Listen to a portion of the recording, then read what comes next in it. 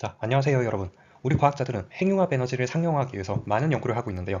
이 핵융합 기술은 아직 상용화되진 않았기 때문에 넘어야 할 여러 산들이 존재하긴 하지만 그 중에서 가장 대표적인 난제 하나는 바로 여기 그림과 같은 플라즈마 불안정성입니다. 이렇게 플라즈마 불안정성이 발생하면 플라즈마는 말 그대로 불안정해져서 입자와 에너지를 밖으로 잃어버리게 되고 심하면 장치에 큰 데미지를 주기도 합니다. 또한 이 핵융합을 위해서는 플라즈마를 오랫동안 유지해야 되는데 이 플라즈마를 꺼뜨리는 주범이 바로 플라즈마 불안정성 현상이라고 할 수 있습니다. 이 플라즈마 불안정성은 플라즈마 내의 파동과 아주 밀접한 관련이 있는데요. 우리 강의 초반에 배웠던 플라즈마의 파동 부분을 간단하게 복습해 보겠습니다. 이 플라즈마 파동이란 이렇게 플라즈마의 밀도나 전기장들이 시간에 따라 그리고 공간에 따라 진동하는 형태인데요. 이러한 진동하는 형태를 운동방정식과 같은 지배방정식에 대입해서 풀면은 그 파동의 진동수가 어떻게 되는지를 구해낼 수 있게 됩니다. 이 진동수식을 바로 분산관계식이라고 부르기도 했고요. 근데 간혹 특정 경우에서는 이 진동수의 해가 허수가 되는 상황이 발생합니다. 만약 방정식을 풀었는데 그 진동수가 허수라면 그 허수를 여기 진동식에 대입을 해보면 이 진동은 더 이상 진동을 하지 않고 시간에 따라 기하급수적으로 증가하는 익스포넨셜 함수 형태가 되게 됩니다. 이렇게 초기에 살짝 변화시켰을 때 그 변화가 시간에 따라 계속 증가하는 현상을 바로 불안정성이라고 얘기하는 것이죠. 우리가 언덕 위에 공을 잘 올려놓았을 때도 그 공을 살짝만 건드리면 그 변화가 점점 커져서 굴러 떨어지는 것을 볼 수 있는데 이런 게 바로 불안정성 현상이라고 할 수 있겠습니다. 우리 핵융합에서의 관건은 바로 이 플라즈마 내의 조건을 잘 제어해서 이렇게 진동수가 허수가 되는 영역인 불안정 영역을 피해가는 것이라고 할 수 있는 것이죠. 자, 플라즈마 안에서의 대표적인 불안정성이 바로 우리가 한번 배운 적이 있는 Z핀치에서의 불안정성들입니다. 이 Z핀치는 이렇게 위아래 방향, Z방향으로 전류를 걸었을 때 그것을 수직해서 이렇게 둥글게 감싸는 자기장을 형성해서 플라즈마를 꽉 묶어두는 장치인데요. 만약 여기 왼쪽 그림과 같이 살짝 플라즈마의 단면에 변화가 생긴다면 이렇게 곡률 반경이 작을수록 이 자기장의 장력이 더 세져서 더 압축되게 되고 그렇다면 이 곡률 반경은 더 작아지게 됩니다. 이러한 불안정성을 바로 소시지 불안정성이라고 합니다. 또한 오른쪽과 같이 이렇게 플라즈마가 살짝 휘어지면 이렇게 왼쪽과 오른쪽에서의 자기장 장력에 불균형이 생기고 이것이 이 휘어짐을 더 심화시키기 때문에 이 역시 불안정해지게 됩니다. 이걸 우리는 킹크 불안정성이라고 얘기합니다. 즉 Z핀치와 같이 플라즈마의 전류가 세게 흐르는 상황에서는 이러한 불안정한 현상이 생길 수 있다는 것이죠. 자, 혹은 우리 일상에서도 볼 수 있는 불안정성이 있습니다. 만약에 우리가 기름 위에 물을 띄워 놓는다면 어떻게 될까요? 원래 물은 기름보다 더 밀도가 높기 때문에 이 위쪽에 있는 물은 시간이 지날수록 이렇게 점점 더 아래로 내려오려고 할 것입니다. 위아래가 뒤집히려고 하는 것이죠. 이 역시 초기에 생긴 변화가 점점 더 커지는 현상이기 때문에 불안정성에 해당하고 우리 물리학자들은 이것을 레일리 테일러 불안정성이라고 부릅니다. 이 레일리 테일러 불안정성이 발생하는 근본적인 이유는 바로 이렇게 중력은 아랫방향인데 이 밀도 차이 혹은 압력 차이는 위쪽 방향이기 때문입니다. 간단히 말해서 이 무거운 물체가 더 위에 있기 때문에 불안정하다는 것이죠. 이 현상을 우리가 조금 더 일반화해 본다면 이렇게 힘과 압력 기울기가 반대 방향일 때 이 레일리 테일러 불안정성이 발생할 수 있다라고 보시면 되겠습니다. 이 레일리 테일러 불안정성은 토카막에서도 발생하는데요. 우리 토카막은 이렇게 도너스 모양으로 휘어져 있습니다. 이렇게 휘어진 자기장에서는 입자들이 이 자기장을 따라가며 바깥 방향의 원심력을 받게 됩니다. 근데 토카막에서의 플라즈마 압력은 이렇게 중심 부분이 더 높기 때문에 압력의 기울기의 방향은 중심 방향이 됩니다.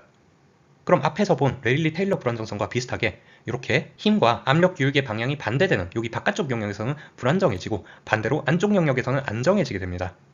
즉 이런 플라즈마가 있을 때 안쪽보다 바깥쪽이 쉽게 불안정해진다는 건데요. 이런 현상을 우리는 풍선이 이렇게 쭈글쭈글해지는 것과 비슷하다고 해서 벌루닝 모드라고도 부릅니다. 그리고 여기 안정적인 안쪽 영역을 굿 커버처 영역 혹은 자기장이 센 영역이기 때문에 하이필드 사이드라고도 부르고 반대로 바깥쪽 영역을 배드 커버처 혹은 로우 필드 사이드라고 부릅니다. 실제로 우리가 플라즈마 시뮬레이션을 해보면 이렇게 바깥쪽 영역에서 레일리 테일러 불안정성이 발생하는 것을 볼 수 있습니다. 자, 벌써 우리 머리가 복잡해지긴 하는데요. 오늘 배운 플라즈마 불안정성들을 큼직하게 두 가지로 분류해 보겠습니다. 먼저 첫 번째로 킹크와 소시지와 같은 전류에 의해서 발생하는 불안정성이 있었고요. 두 번째로 레일리 테일러와 같은 압력 기울기 때문에 발생하는 불안정성이 있었습니다. 이 위에 있는 첫 번째 분류를 간단하게 킹크 혹은 필링 모드라고도 얘기를 하고 두 번째 분류를 벌루닝 모드라고 많이 표현합니다. 자, 그럼 토카막으로 다시 한번 돌아와 보겠습니다. 이 토카막 플라즈마는 기본적으로 중심 부분이 바깥보다 더 뜨겁습니다. 우리는 앞에서 플라즈마가 뜨거울수록 충돌을 덜 하게 되고 따라서 저항이 더 낮아지는 것을 배웠습니다. 그렇기 때문에 동일한 전기장이 걸렸을 때 저항이 낮은 중심 부분에서 전류는 더 높아지게 됩니다. 근데 오늘 우리는 전류가 높으면 킹크와 같은 불안정성이 생긴다고 배웠죠. 그래서 중심 부분이 바깥보다 더 불안정해지게 됩니다. 따라서 이 불안정한 현상 때문에 중심에서 열이 밖으로 빠져나가게 되는 것이죠. 이 그림은 바로 그 순서를 보여주고 있는데요. 이렇게 점점 까맣게 온도가 높아지면 이 온도가 높아진 영역이 불안정해져서 킹크, 즉 휘어짐이 발생하게 되고, 그래서 이렇게 밖으로 빠져나가면서 다시 온도는 낮아지게 됩니다. 그래서 시간에 따라서 온도가 점점 올라갔다가 뚝 떨어지고 올라갔다가 뚝 떨어지고 하는 현상이 발생하게 되고, 이렇게 그래프를 그려보면 이렇게 톱니 모양처럼 생기게 됩니다. 그래서 우리 플라즈마 물리학자들은 이걸 톱니 불안정성이라고도 부르곤 합니다. 그리고 우리는 지난 시간에 자기장의 확산 현상 때문에 자기 섬이 만들어진다는 걸 배운 적이 있습니다. 만약 이렇게 자기 섬이 만들어지게 되면 이 플라즈마는 자기장을 따라서 움직이기 때문에 이 자기 섬 내부에서는 플라즈마가 뒤섞여서 이렇게 온도와 압력이 평평해지게 됩니다. 그래서 원래는 이렇게 중심으로 갈수록 압력과 온도가 더 높아져야 되는데, 이렇게 자기 섬 영역만큼 온도와 압력을 손해보게 되는 것이죠. 이때 자기장의 모양이 이렇게 두 개로 찢어진 것처럼 생긴다고 해서 우리는 이것을 찢어진 불안정성이라고도 부릅니다. 자, 이번엔 조금 다른 얘기를 해보려고 하는데요. 우리가 물을 가열하다 보면 100도씨가 되면 물이 수증기로 변화하게 됩니다. 이걸 우리 과학자들은 천이 혹은 트랜지션이라고 부르는데요. 이러한 비슷한 현상이 바로 우리 토카막 플라즈마에서도 나타납니다. 원래 플라즈마의 압력은 이렇게 가장자리에서 0에 가깝고 중심이 높은 이런 까만색처럼 생겨 있습니다.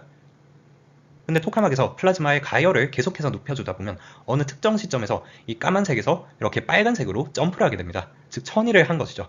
이렇게 갑자기 압력이 확 높아졌다고 해서 우리는 이 빨간색과 같은 상태를 하이 컨파인먼트 모드 혹은 줄여서 H 모드라고 얘기합니다. 그 이전의 까만색 상태를 L 모드라고 부르고요. 이때 H 모드와 L 모드의 압력 분포를 비교해보면 이렇게 경계 부분에서 확 점프가 발생하는 것을 볼 수 있습니다. 이걸 우리는 경계 장벽이라고도 부르고 혹은 받침대, 페데스탈이라고도 부릅니다. 사실 왜 이러한 천이 현상이 플라즈마에서 발생하는지, 그리고 언제 발생하는지 등에 대해서는 여전히 그 원인이 명확하게 밝혀져 있진 않고 여러 가설들과 경험적인 공식 정도만 존재하는데요. 만약에 우리가 이 현상의 원인을 잘 이해한다면 이 경계 장벽을 더 넓게 만들어서 더 높은 온도를 유지하고 핵융합 반응을 극대화시킬 수도 있을 것입니다. 자, 근데 이 H모드에서의 경계 장벽을 자세히 살펴보면 말이죠. 먼저 경계 장벽에서의 압력 기울기가 극단적으로 높아져 있습니다. 즉 압력 기울기에 의해서 발생하는 불안정성인 벌루닝 로드가 존재하게 되죠.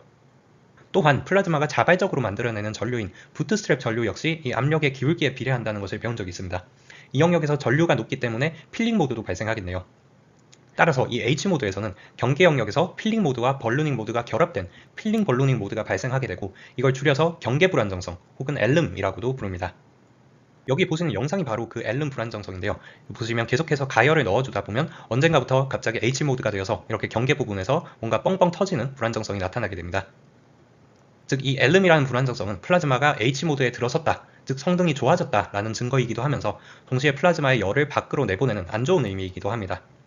앞에서 우리가 H모드를 물이 수증기로 변화하는 천이 현상에 비유했었는데요. 우리가 냄비에 물을 넣고 끓일 때도 물이 끓기 시작하면 달그락거리는 게 이 100도에 도달했다는 증거이기도 하면서 그 달그락거리는 것 때문에 내부의 열이 방출되어서 가열 효율을 낮추게 되는 원인이기도 한 것이죠.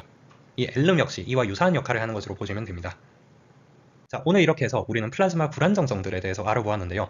그럼 이 핵융합 장치 안에는 온통 불안정성들 뿐이니 이 핵융합은 과연 불가능한 것일까요? 다행히도 이 플라즈마에는 불안정성 말고도 반대로 안정화되는 메커니즘도 많이 존재합니다.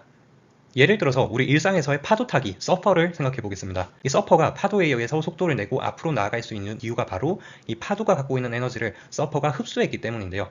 즉 파도의 에너지는 감소하고 서퍼의 에너지가 증가하게 되어서 이 파도 타기를 즐길 수 있게 되는 것입니다. 앞에서 우리는 이 플라즈마 불안정성도 사실 파동의 하나의 형태라고 배웠습니다. 이 플라즈마 파동 역시 입자들과 상호작용하면서 자신의 에너지를 잃게 되기도 합니다. 이렇게 파동의 에너지가 줄어드는 현상이 바로 불안정성이 안정화되는 현상이라고 할 수 있는 것이죠. 특히 이렇게 입자와 상호작용해서 안정화되는 현상을 우리는 물리학자 란다우의 이름을 따서 란다우 감쇄라고도 부릅니다. 혹은 그 외에도 외부 코일을 이용하거나 외부에서 전자기파 같은 또 다른 파동을 넣어주면 이 플라즈마 불안정성이 다시 안정화되기도 합니다. 이렇게 핵융합을 위해서는 다양한 안정화 메커니즘들을 활용해서 이 플라즈마 안에서 발생할 수 있는 불안정성들을 완화시켜주면 되는 것이죠. 자, 다음 시간에는 이때까지 배운 플라즈마 물리학 지식들을 활용해서 우리 과학자들이 핵융합을 어떻게 연구하는지에 대해서 좀 더 자세히 알아보려고 합니다. 감사합니다.